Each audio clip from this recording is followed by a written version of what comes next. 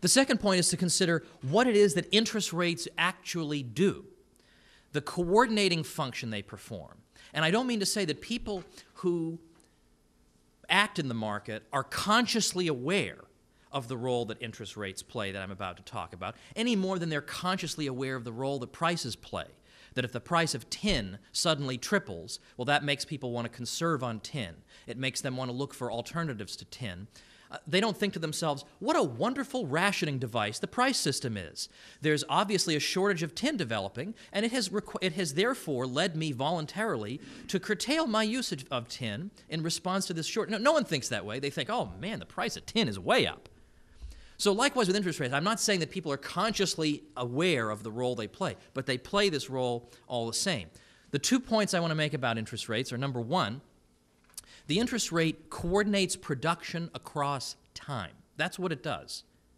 And what I mean by that is that if people want to consume goods now, the interest rate helps to coordinate the structure of production to produce goods now. Whereas on the other hand, if people are willing to defer their purchases into the future, well, likewise, the structure of production will conform to that desire as well by producing with an eye to future production, so that there's a time coordination. The second factor involved in interest rates is that they limit our ambitions. They remind us that we do not have enough physical resources in the economy to complete every conceivable investment project we might think of. And so interest rates also help to ensure that when entrepreneurs engage in investment projects, they're not being too ambitious. They're not committing the economy to a trajectory of investment that its resource base cannot sustain in the long run. So these are important roles for interest rates to play.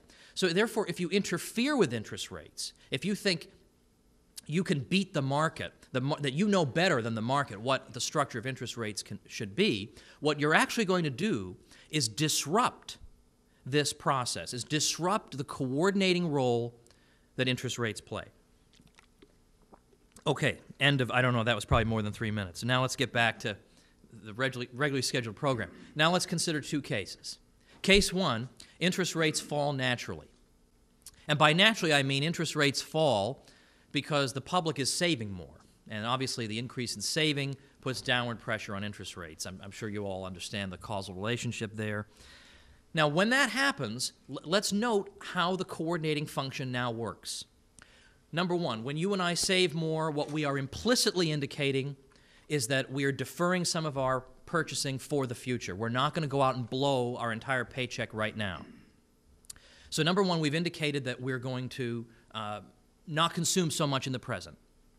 Secondly, when we curtail our consumption, it is true that firms in the lower order stages will feel a pinch.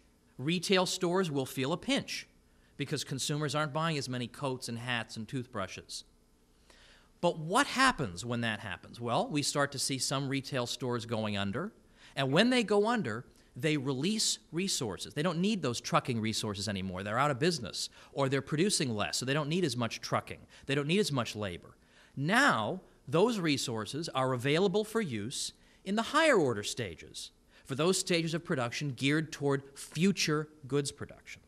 So in other words, when interest rates come down naturally, we have a coordination across time, and we have a coordination of resources. We've released resources from stages of production where they're no longer needed in as great abundance, and we've made them available for the expansion of the higher order stages. Now notice what entrepreneurs do when they see the interest rate coming down. They don't even have to say, I know why interest rates are low. They don't even have to know. All they see is low interest rates, and so long-term investment suddenly seems much more lucrative. The longer term the investment is, the more interest rate sensitive it is, so it's the higher order stages of production that are going to tend to expand when interest rates come down. So notice this all coordinates. At the very time that people are deferring purchases for the future, higher order stages are expanding. At the very time that consumers' abstention from consumption is releasing productive factors for use by the higher stages, that's when higher order stage production tends to increase. So we have coordination. Now let's consider case two. Case two occurs when you have a central bank like the Federal Reserve that decides that we need low interest rates. We need to stimulate things. Well, as I'm going to argue, the stimulus is the problem. Because the stimulus, there is no way to get bread from stones. There is no shortcut. You cannot create wealth by increasing the supply of money. That's one of the central insights of the Austrian school. What, in fact, you do is you interfere with the coordinating function of the market. So let's say now interest rates are low artificially. It's not because the consuming public has decided to increase its savings. It's because the central bank, with its government privileges, has pushed the interest rate down. Well, now notice the discoordination that occurs.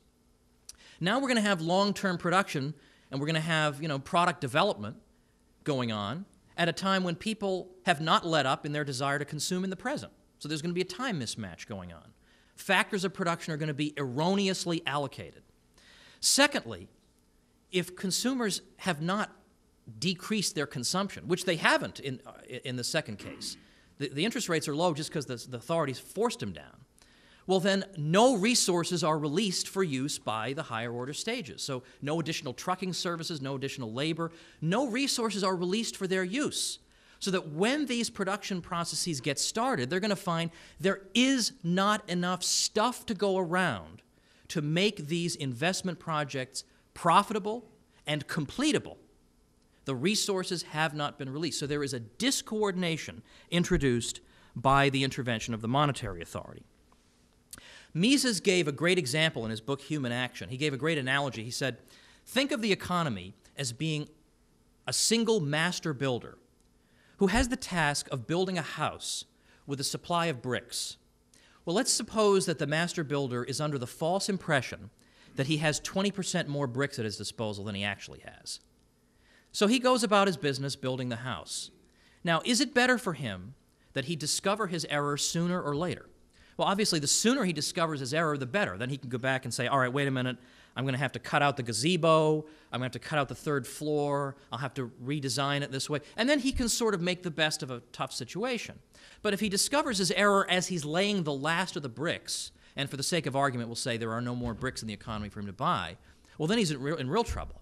Now he's got a house that he cannot finish, there are not enough resources to finish it, and now he's going to have to destroy this thing. He will have squandered these resources, squandered all this labor time, squandered his entrepreneurial capital, and so the economy will be poorer for this. Now, would we say, let's suppose we're faced with this situation of this master builder, would we say that it's really important for him to keep on building this house even though he's engaged in a project that can't be completed? No, he should stop building it. But yet when people say the solution is we got to stimulate the economy with even lower interest rates, what you're saying to the master builder is the best thing for you right now is to get drunk. Just liquor yourself up, and then you won't even worry about the dwindling supply of bricks. You'll just keep on building, and that'll look like prosperity, right? Because people are at work, resources are being employed. This will look like prosperity. But in fact, that's not prosperity. That's the squandering of wealth. And so what this analogy shows us, numerous things, but in particular what it shows us is that when a recession occurs, and what I'm about to say can be taken the wrong way, so I trust you to take this in the most charitable way possible. When the recession comes, the recession is not the bad thing, strictly speaking.